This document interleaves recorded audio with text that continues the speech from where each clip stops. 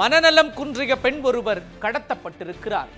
பல கட்ட போராட்டங்களுக்கு பிறகு அவரை சென்னையில் காவல்துறையினர் மீட்டிருக்கிறார்கள். அந்த இளம் பெண்ணை கடத்திய நேபாளியையும் மடக்கி பிடித்திருக்கிறார்கள் காவல்துறையினர். அவர் இளம் பெண்ணை கடத்தியதற்கு காரணம் என்ன? விவரங்கள் பார்க்கலாம். உலகம் முழுவதும் இருந்து ஏராளமான பக்தர்கள் வந்து வழிபட்டு செல்லும் திருப்பதியில்தான் ஒரு அதிர்ச்சிகரமான சம்பவம் நடந்துள்ளது.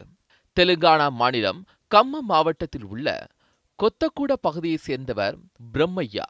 இவர் தனது மகன் பிரசாத் மற்றும் மகள் லட்சுமி ஆகியோருடன் ஏழுமலையானை தரிசனம் செய்வதற்காக கடந்த 9ஆம் தேதி திருமலை வந்தார். மகள் லட்சுமி மனநலம் குன்றியவர் என கூறப்படுகிறது. திருமலைக்கு வந்த 3 பேரும் ஒரு யாத்ரீகர் சமுதாய கூடத்தில் இரவு தங்கியுள்ளனர். காலை எழுந்து பார்த்த பிரம்மையா மகள் லட்சுமியை காணாமல் அதிர்ச்சியடைந்தார். பல்வேறு இடங்களில் தேடியும் அவர் கிடைக்கவில்லை. இதையடுத்து திருமலையில் உள்ள 2வது காவல் நிலையத்தில் பிரம்மையா புகார் அளித்தார். இதையடுத்து வழக்கு பதிவு செய்த போலீசார் விசாரணையை தொடங்கினர். யாத்ரீகர் சமுதாய கூடத்தில் வைக்கப்பட்டிருந்த சிசிடிவி கேமராவை ஆராய்ந்தனர்.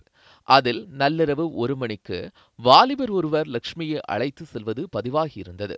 இதையடுத்து அந்த நபர் யார் என்ற கோணத்தில் போலீசார் விசாரணை நடத்தினர். அப்போதுதான் அந்த வாலிபர் விட்டு சென்ற ஒரு கைப்பை கிடைத்தது.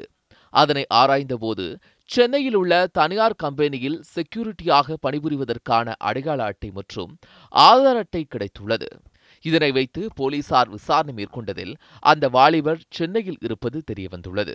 இதனை அடுத்து சென்னை விரைந்த போலீசார் சென்னை எழும்பூரில் அந்த வாலிபரை கைது செய்தனர். அவரிடம் நடத்திய விசாரணையில் நேபாள நாட்டை சேர்ந்த ஜூன்தாஸ் என்பதும் அவருக்கு ஏற்கனவே திருமணமாகி 2 குழந்தைகள் இருப்பதும் தெரியவந்தது.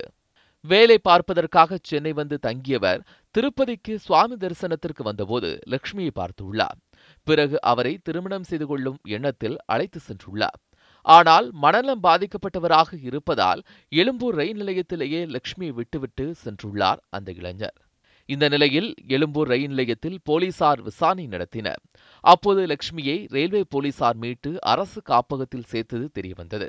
இதனை அடுத்து அரசு காப்பகத்தில் இருந்த லட்சுமியை மீட்டு அவரது பெற்றோரிடம் போலீசார் ஒப்படைத்தனர். அவரை கடத்திய ஜூன்தாஸையும் கைது செய்து சிறையில் அடைத்துள்ளனர். திருப்பதியில் சாமி தரிசனம் செய்ய வந்த பெண்ணை ஒரு நேபாள இளைஞர் கடத்தி சென்றதும் பல கட்ட போராட்டத்திற்கு பிறகு காவல்துறை அவரை கைது செய்ததும் பரபரப்பை ஏற்படுத்தியுள்ளது. செய்தி பிரிவு நியூஸ் 7 தமிழ்.